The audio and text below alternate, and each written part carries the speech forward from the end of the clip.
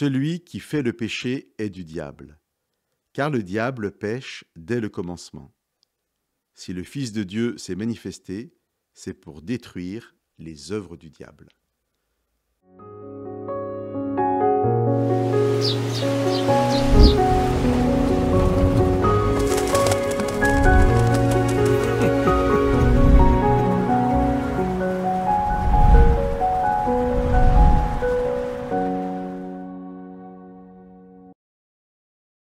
Ce passage d'introduction et d'autres dans la Bible qui abordent le même sujet du combat spirituel pose pour moi un problème important.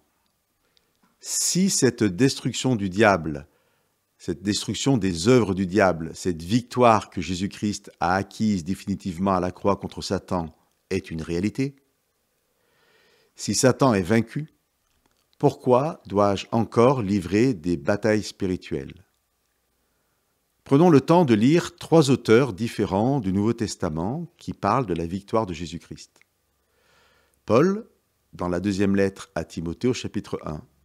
Dieu nous a fait connaître maintenant sa grâce par la manifestation de notre Sauveur Jésus-Christ. C'est lui qui a mis fin au pouvoir de la mort et qui, par la bonne nouvelle, a révélé la vie immortelle.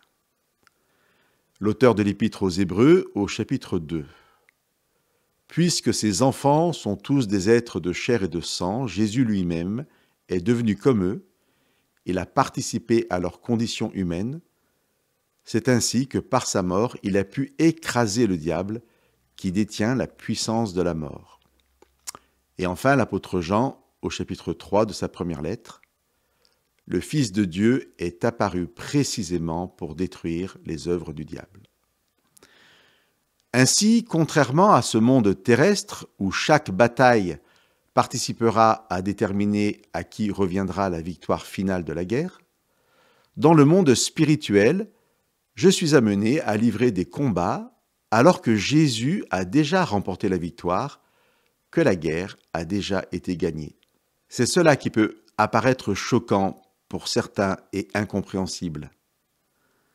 Mais l'incompréhension ne doit pas se transformer en révolte contre Dieu, lui qui nous aime plus que nous ne pouvons le comprendre. Chers amis, nous essaierons de répondre à cette problématique dans l'émission suivante. Pourquoi, si Jésus a remporté la victoire définitive sur Satan, pourquoi le mal existe-t-il encore et pourquoi devons-nous encore livrer des combats ?